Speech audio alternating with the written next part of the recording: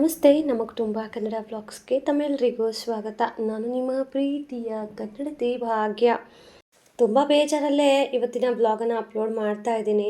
ನಿಜವಾಗ್ಲೂ Y Y for me ಅನ್ನೋ ಥರ ಡೇ ಅಂದರೆ ತಪ್ಪಾಗೋದಿಲ್ಲ. ಯಾಕಕ್ಕ ಏನಾಯಿತು ಅಂತ ಕೇಳ್ಬೋದು ನೀವು.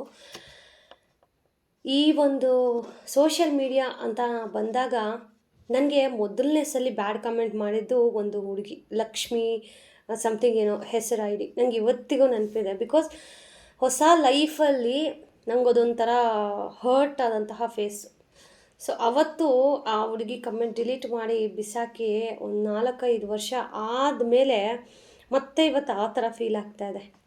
ಯಾಕೆ ಗೊತ್ತಾ, ರೀಸೆಂಟಾಗಿ ನನಗೆ ಅನಿಸಿದ್ದು, ಇಲ್ಲಿ ಶೋಕಿ ಮಾಡಿಕೊಂಡು ಇಲ್ಲದೇ ಇರೋದನ್ನು ಇದೆ ಅಂತ ತೋರಿಸ್ಕೊಳ್ಳೋರಿಗೆ ಹೆಚ್ಚು ಪ್ರಾಮುಖ್ಯತೆ, ಮತ್ತು ಅರ್ಧಂಬರ್ಧ ಬಟ್ಟೆ ಹಾಕ್ಕೊಂಡು ಬೇಕು ಅಂತ ತೋರಿಸಲ್ಲ, ಬೇಡ ಅಂತ ತೋರಿಸ್ತೀನಿ ಅನ್ನೋ ಥರದಲ್ಲಿ ಮಾಡೋ ಅಂಥ ವೀಡಿಯೋಗಳಿಗೆ ಜಾಸ್ತಿ ವೀಡಿಯೋಸ್ಗೆ ವ್ಯೂಸ್ ಬರುತ್ತೆ ಅಲ್ವಾ ಗೈಸ್? ಅಲ್ಲಿ ನೋಡಿ, ನಿಮಗೆ ಏನಾದರೂ ಕಾಣಿಸ್ತಾ ಇದೆಯಾ? ಕಮೆಂಟ್ ಮಾಡಿ. ನನಗಂತೂ ನೋಡಿ, ಇದು ಯಾವ ಬರ್ಡ್ ಅಂತ ಹೇಳಿ ಗೈಸ್. ಹೋಯ್ತು. ಓ ಶಿಟ್. ನೋಡಿ, ಅದರ ರೆಕ್ಕೆ ಯಾಕೆ ಆಗಿದೆ? ಆ ಮರದಲ್ಲಿ ಕೂತಿದೆ ನೋಡಿ. ಪ್ಲೀಸ್, ಇದು ಯಾವ ಹಕ್ಕಿ ಅಂತ ನಿಮಗೆ ಗೊತ್ತಿದ್ರೆ ಕಾಮೆಂಟ್ ಮಾಡಿ. ಅದ್ರ ರೆಕ್ಕೆ ಎಲ್ಲ ಒಂಥರ ಕಾಫಿ ಕಲರ್ ಥರ ಇದೆ ಗೈಸ್. ಓ ಮೈ ಗಾಡ್. ನನಗೆ ಯಾವುದೋ ವಿಡಿಯೋ ಮಾಡ್ತಾ ನೋಡಿ. ಎಲ್ಲೋಯ್ತು ಬೆಲೆ, ಹೋಯ್ತು. ಅದು ಯಾವುದು ಅಂತ ಹೇಳಿ ಕಮೆಂಟ್ ಮಾಡಿ ಗೈಸ್ ಪ್ಲೀಸ್. ಓಕೆ, ನನಗೆ ಆ ಒಂದು ವಿಚಾರ ತುಂಬಾ ಬೇಜಾರಾಯಿತು. ಎಷ್ಟು ಕಷ್ಟಪಡ್ತೀವಿ, ಎಷ್ಟು ಮೋಟಿವೇಶ್ನಲ್ ವೀಡಿಯೋಸನ್ನು ಅಪ್ಲೋಡ್ ಮಾಡ್ತೀವಿ, ಬಟ್ ನಮ್ಮ ಜನ ಅಂಥವ್ರಿಗೆ ಸಪೋರ್ಟ್ ಮಾಡ್ತಾರೆ. ಹೆಣ್ಮಕ್ಳಿಗೆ ಎಕ್ಸ್ಪೆಷಲಿ ಕಷ್ಟಪಟ್ಟು ಏನೋ ಒಂದು ಸಾಧನೆ ಮಾಡೋಣ ಅಂತ ಮುನ್ನುಗ್ಗಿ ಹೋಗ್ತಾರಲ್ಲ, ಅಂಥವರಿಗೆ ಬಿಡೋ, ಏನು ಯಾರು ಮಾಡದೇ ಇರೋದೇನು ಮಾಡ್ತಾಯಿಲ್ಲ ಅನ್ನೋ ಅಸಡ್ಡೆ. ಅದರಲ್ಲೂ ಇನ್ನೂ ಕೆಲವರು ಇರ್ತಾರೆ ಗೈಸ್, ಹೆಂಗೆ ಅಂತ ಅಂದರೆ, ಏನೋ ಅವರೇ ನಮಗೆ ಯೂಟ್ಯೂಬಿಂದ ದುಡ್ಡು ಕೊಡೋ ಥರ, ಅವ್ರು ನೋಡೋದ್ರಿಂದನೇ ನಮಗೆ ಅರ್ನಿಂಗ್ಸ್ ಆಗೋ ಥರ ಮಾತಾಡ್ತಾರೆ. ಬೇರೆ ಯಾರೂ ಅಲ್ಲ, ನಮ್ಮ ಜೊತೆಲೇ ಇರ್ತಾರೆ, ನಮ್ಮ ಜೊತೇಲಿ ಇದ್ದುಕೊಂಡೇ ನಮ್ಮ ವೀಡಿಯೋಸನ್ನು ನೋಡೋದಿಲ್ಲ. ಆ ಥರ ಆದಾಗ ತುಂಬ ಬೇಜಾರಾಗುತ್ತೆ. ಸೊ ಇವತ್ತು ಆ ಥರ ಒಂದು ಘಟನೆನ ಶೇರ್ ಮಾಡ್ತೀನಿ. ಅದಕ್ಕೂ ಮುಂಚೆ ಇವತ್ತು ಮನೆಗೆ ಕಾರ್ಡ್ ಕೊಡೋಕ್ಕೆ ಬಂದಿದ್ದರು. ಈ ಕಾರ್ಡ್ ನೋಡಿ ನನಗೆ ಶೇರ್ ಮಾಡಲೇಬೇಕು ಅಂತ ಅನ್ನಿಸ್ತು. ಈ ಕಾರ್ಡು ಒಂದೊಳ್ಳೆ ಬುಕ್ ಥರ ಇದೆ ಗೈಸ್. ನೋಡಿ, ಶ್ರೀನಿಧಿ ಆದರ್ಶ್ ಮದುವೆ 5ನೇ ತಾರೀಕು. ಸೊ ನಾನು ಶೂಟ್ ಮಾಡಿದ್ದು ಮಂಗಳವಾರ, ಸೊ ಕಾರ್ಡ್ ಕೊಟ್ಟಿರೋದು ಮಂಗಳವಾರ. ಸೊ ಇನ್ನು ನಾಳೆ ಅದೇನು ಅರಿಶಿನ ಕುಟ್ಟು ಫಂಕ್ಷನ್ ಇದೆ, ಬರಬೇಕು ಅಂತ ಹೇಳಿ ಹೋದರು. ನಾನು ಸರಿ ಆಯಿತು, ಈ ಕಾರ್ಡ್ ಎಷ್ಟು ಚೆನ್ನಾಗಿದೆ ಅಂತ ಕೈಯಲ್ಲೇ ವ್ಲಾಗ್ ಮಾಡೋಣ ಅಂತ ತೆಗ್ದೆ, ಬಟ್ ಆಗಲಿಲ್ಲ ಗೈಸ್. ಮತ್ತು ಟ್ರೈಪೋಡ್ಗೆ ಹಾಕಿ ವಿಡಿಯೋ ಮಾಡ್ತಾಯಿದ್ದೀನಿ. ಎಷ್ಟು ಚೆನ್ನಾಗಿದೆ ಅಲ್ಲ. ಮೇ ಬಿ ನನ್ನ ಮಗನಿಗೆ ಆರ್ಟ್ ಆ್ಯಂಡ್ ಕ್ರಾಫ್ಟ್ ಮಾಡೋಕ್ಕೆ ಚೆನ್ನಾಗಿರುತ್ತೆ. ಬಿಕಾಸ್ ಅವನು ಇವಾಗ ಏನೇನೋ ಮಾಡ್ತಾಯಿರ್ತಾನಲ್ಲ, ಅದಕ್ಕೆಲ್ಲದಕ್ಕೂ ನೋಡಿ ಒಂಥರ ಬುಕ್ಕು, ಆಮಂತ್ರಣ ಮಾಡೋ ಥರ ಬುಕ್ಕು. ನನಗೆ ಈ ಕಾರ್ಡ್ ಇಷ್ಟ ಆಯಿತು, ಸೊ ಅದಕ್ಕೇ ಶೇರ್ ಮಾಡ್ತಾಯಿದ್ದೀನಿ. ಕೆಲವರಂತೂ ಇವರಾದರೂ ಓಕೆ ಬನ್ನಿ ಮದುವೆಗೆ ಅಂತ ಕರೆದ್ರು, ಬಟ್ ಕೆಲವರು ಹೆಂಗೆ ಕರೀತಾರೆ ಗೊತ್ತಾ ನನ್ನ, ನೀವು ಯೂಟ್ಯೂಬ್ ಮಾಡ್ತೀರಾ ಅಲ್ವಾ, ಬನ್ನಿ ನಮ್ಮ ಮದುವೆನೂ ವಿಡಿಯೋ ಹಾಕಿ ಅಂತ. ನನಗೆ ನಗಬೇಕಾ ಅಳಬೇಕಾ, ನನ್ನನ್ನು ಇವರು ಯೂಸ್ ಮಾಡ್ಕೋತಾ ಇದ್ದಾರೆ ಅನ್ಬೇಕಾ?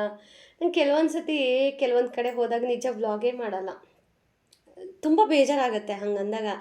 ಅದನ್ನು ಬೇಜಾರು ಮಾಡ್ಕೋಬಾರ್ದು ಅಂತ ಸ್ವಲ್ಪ ಪಾಸಿಟಿವ್ ಆಗಿ ತೊಗೊಂಡ್ರೂ ಅವ್ರು ಕರೆದಿದ್ದ ರೀತಿ ಅಂದರೆ, ಪಾಪ ಇವರು ಅಂತ ಹೇಳ್ತಲ್ಲ ನಾನು, ರೀಸೆಂಟಾಗಿ ನನಗೊಂದು 4-5 ಮಂತ್ಸ್ ಬ್ಯಾಕ್ ಅನ್ಕೋತೀನಿ, ಬಂದರು ಅವರು ಕಾರ್ಡ್ ಕೊಡೋಕ್ಕೆ. ಬಂದು ನೋಡ್ತೀವಮ್ಮ, ನಾನು ನಿನ್ನ ಯೂಟ್ಯೂಬ್ನ ಚಾನಲು, ಬಾ ನಮ್ಮ ಮಗಳದು ರೆಸಾರ್ಟಲ್ಲಿ ಆಗ್ತಾ ಇರೋದು ಮದುವೆ, ರೆಸಾರ್ಟಲ್ಲಿ ಮಾಡ್ತಾ ಇರೋದು, ನಿನಗೆ ವೀಡಿಯೋಗೆಲ್ಲ ತುಂಬ ಚೆನ್ನಾಗಿರುತ್ತೆ, ನಮ್ಮ ಮಗಳ ಮದುವೆನೂ ವೀಡಿಯೋ ಮಾಡಿಬಿಟ್ಟು ಯೂಟ್ಯೂಬಲ್ಲಿ ಹಾಕಮ್ಮ ಅಂತ. ನನಗೆ ಗುರು, ನೀನು ಫ್ರೀಯಾಗಿ ವೀಡಿಯೋ ಕೊಟ್ಟರು ನಾನು ಏನೋ ನೀನು ರೆಸಾರ್ಟಲ್ಲಿ ಮಾಡ್ತೀಯ ಅಂತ ಅಲ್ಲಿ ಬಂದು ನಾನು ವ್ಲಾಗ್ ಮಾಡಿ ಅಪ್ಲೋಡ್ ಮಾಡಬೇಕತ್ತೆ. ಈ ಥರ ಕರೆದಾಗ ನಿಜ ಬೇಜಾರಾಗುತ್ತಾ ಖುಷಿ ಆಗುತ್ತಾ ಕಮೆಂಟ್ ಮಾಡಿ ನೀವೇ. ಆ್ಯಂಡ್ ಇವತ್ತು ಬೇಜಾರು ಅಂತ ಹೇಳಿದೆ ಗೊತ್ತಾ, ಯಾಕೆ ಅಂತ ಹೇಳಿ ಈಗ ಶೇರ್ ಮಾಡ್ತೀನಿ. ಒಬ್ಬರು ಸಿಸ್ಟರು ಹರ್ಷಿತಾ ಅಂತ ಹೇಳಿ ನಿಮಗೆ ಲಾಸ್ಟ್ ಟೈಮ್ ವಿಡಿಯೋ ಹಾಕಿದ್ದೆ, ಡೋಂಟ್ ನೋ ಅಂತ ಒಂದು ಹೆಸರು. ಅವರು ಮೊನ್ನೆ ಕಮೆಂಟ್ ಹಾಕಿದ್ರು that this is the last comment for your channel. ನೀವು ತುಂಬ ಮೋಟಿವೇಟ್ ಮಾಡಿದ್ದೀರಾ, ಬಟ್ ನನಗೆ ಕೆಲವೊಂದು ಸಾರಿ ಕೋಪ ಬಂದುಬಿಟ್ಟು ನಾನು ಆ ಥರ ಎಲ್ಲ ಕಮೆಂಟ್ ಹಾಕಿದ್ದೀನಿ ಅಂತ. ಕೋಪ ಬರೋದು ಎಲ್ರಿಗೂ ಬರುತ್ತೆ, ಬಟ್ ಅವತ್ತು ಆ ಕಮೆಂಟ್ಗಳೆಲ್ಲ ಓದಿದಾಗ ನನಗೆ ನಿಜ ಅವ್ರ ಬಗ್ಗೆ ವೀಡಿಯೋನೂ ಹಾಕಿದ್ದೀನಿ. ಬಟ್ ಅವರು ಮೊನ್ನೆ ಕಮೆಂಟ್ ಮಾಡಿದಾಗ ಇದೇ ಲಾಸ್ಟ್ ಮೆಸೇಜು, ನಾನು ನಿಮಗೆ ಮೆಸೇಜ್ ಹಾಕೋದಿಲ್ಲ, ನಿಮ್ಮಿಂದ ನಾನು ಒಳ್ಳೊಳ್ಳೆ ಮಾಹಿತಿ ಕಲ್ತಿದ್ದೀನಿ, ಲೈಫ್ ಲೆಸನ್ನ ಕಲ್ತಿದ್ದೀನಿ, thank you so much for that ಅಂತ ಹೇಳಿ ತುಂಬ ಒಂಥರ ಎಮೋಷ್ನಲಿ ಕಮೆಂಟ್ ಮಾಡಿದರು. ಅದು ನೋಡಿದಾಗ ನನಗೆ ನಿಜವಾಗ್ಲೂ ಒಂಥರ ಎಮೋಷನ್ ಆಗೋಯಿತು. ಫಸ್ಟ್ ಡೇ ಯಾರು ಕಮೆಂಟ್ ಮಾಡಿದ್ರು, ಫಸ್ಟ್ ಬ್ಯಾಡ್ ಕಮೆಂಟ್ ಬಂದಿದ್ದೆ ನನಗೆ ಲಕ್ಷ್ಮಿ ಅನ್ನೋ ಹೆಸರಿಂದ. ನನಗೆ ಇವತ್ತಿಗೂ ಅದು ನೆನಪಿದೆ. ಸೊ ಈ ಥರ ಎಲ್ಲ ಬ್ಯಾಡ್ ಕಮೆಂಟ್ಸು ಮೀನ್ಸ್ ನಿನಗೆ ಬೇಕಾಗಿತ್ತಾ, ನೀನು ಯಾಕೆ ಇವಾಗ ಬ್ಲಾಗ್ ಹಾಕೋದು, ಏನು ಮನೇಲಿ ಯಾರೂ ಮಾಡದೇ ಇರೋದು ಮಾಡ್ತಾ ಇದೆಯಾ, ಈ ಥರ ಎಲ್ಲ ಅಂದಾಗ ಕೆಲವೊಂದು ಸಾರಿ ಯೂಟ್ಯೂಬು ಬೇಡ, ಈ ಸವಾಸನೆ ಬೇಡಪ್ಪ, ಸುಮ್ಮನೆ ಮನೇಲಿ ಇದ್ಬಿಡೋಣ ಅಂತ. ಬಟ್ ಕೆಲವೊಂದು ಸಾರಿ ನಮ್ಮನ್ನು ಯಾರೆಲ್ಲ ಈ ಥರ ಮಾತಾಡ್ತಾರಲ್ಲ ಅವ್ರ ಮುಂದೆ ಬೆಳೆದು ತೋರಿಸ್ಬೇಕು, ಹಂಗಂಗೋ ಬೆಳೆದ್ಬಿಟ್ಲಲ್ಲಪ್ಪ ಅಂತ ಅವರೇ ಅನ್ಕೋಬೇಕು ಅನ್ನೋ ಒಂದು ಛಲ, ಹಠ ಬೇರೆ. ನನಗೆ ಮೊದಲೇ ಕೋಪ ಜಾಸ್ತಿ, ಹಠ ಜಾಸ್ತಿ. ನನ್ನ ಕೋಪನೇ ಸಹಿಸ್ಕೊಳಕ್ಕಾಗ್ದೇ ನನ್ನ ಜೊತೆ ಯಾರೂ ಫ್ರೆಂಡ್ಶಿಪ್ ಮಾಡೋದಿಲ್ಲ. ಬಿಕಾಸ್ ನಾನು ತುಂಬಾ ಮುಂಗೋಪಿ. ನನಗೆ ಒಂದು ಸ್ವಲ್ಪ ಆಚೆ ಈಚೆ ಆದ್ರೂ ಗೊತ್ತಾಗ್ಬಿಡುತ್ತೆ. ಸೊ ಅಂಥವ್ರನ್ನ ನಾನು ಲೈಫಲ್ಲಿಂದ ಕಿತ್ತು ಬಿಸಾಕ್ತಾ ಇರ್ತೀನಿ. ಎಷ್ಟೊಂದು ಜನನ ನಾನು ಇಲ್ಲಿ ಡಿಲೀಟ್ ಮಾಡಿದ್ದೀನಿ ಅಂತ ಅಂದರೆ ಆ ವ್ಯಕ್ತಿನ ಮತ್ತೆ ನನ್ನ ಜೀವನದಲ್ಲಿ ಆ್ಯಡ್ ಮಾಡ್ಕೊಳ್ಳೋದಿಲ್ಲ. ಸೊ ಮುಗೀತು, ಅದು ಮುಗಿದ ಅಧ್ಯಾಯ. ನೀವು ಎಷ್ಟೇ ಚೆನ್ನಾಗಿರಿ, ಬಟ್ ನಾನು ಹಿಂದೆ ಮಾತಾಡ್ತಾರೆ ಗೊತ್ತಾ ಅಂಥವ್ರನ್ನ ತೆಗೆದು ಕೆನ್ನೆಗೆ ಕೊಡಬೇಕು ಅನಿಸುತ್ತೆ ನನಗೆ.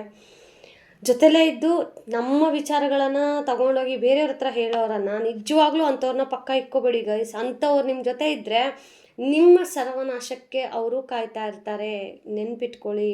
ಇವತ್ತು ನನಗಾದಂತಹ ಎಕ್ಸ್ಪೀರಿಯನ್ಸ್ ನಾಳೆ ನಿಮ್ಗಾಗೋದು ಬೇಡ. ಯಾರ ಹತ್ರನೂ ಜಾಸ್ತಿ ಕ್ಲೋಸ್ ಆಗಬೇಡಿ. ಯಾರು ಶಾಶ್ವತ ಅಲ್ಲ. ಓಕೆ, ನಾವಾಯಿತು ನಮ್ಮ ಫ್ಯಾಮಿಲಿ ಆಯಿತು ಅಂತ ಇದ್ಬಿಡಿ. ಸುಮ್ಮನೆ ಚೆನ್ನಾಗಿದ್ದಾಗ ಅವರು ಈ ಥರ ಎಲ್ಲ ಮಾಡಿದಾಗ, ಮೋಸ ಮಾಡಿದಾಗ ಇಟ್ಸ್ ಹರ್ಟ್ಸ್ ಮೋರ್ ದೆನ್, ಬೇರೆ ಇದಕ್ಕಿಂತ ಜಾಸ್ತಿ ಹರ್ಟ್ ಮಾಡುತ್ತೆ. ಬಿಕಾಸ್ ನಾವು ಅವ್ರನ್ನ ನಂಬಿದ್ವಿ. ಯಾಕೆ ನಂಬಬೇಕು ಬ್ಲೈಂಡಾಗಿ? ಅದು ನನ್ನ ಪಾಯಿಂಟ್ ಅಲ್ವಾ.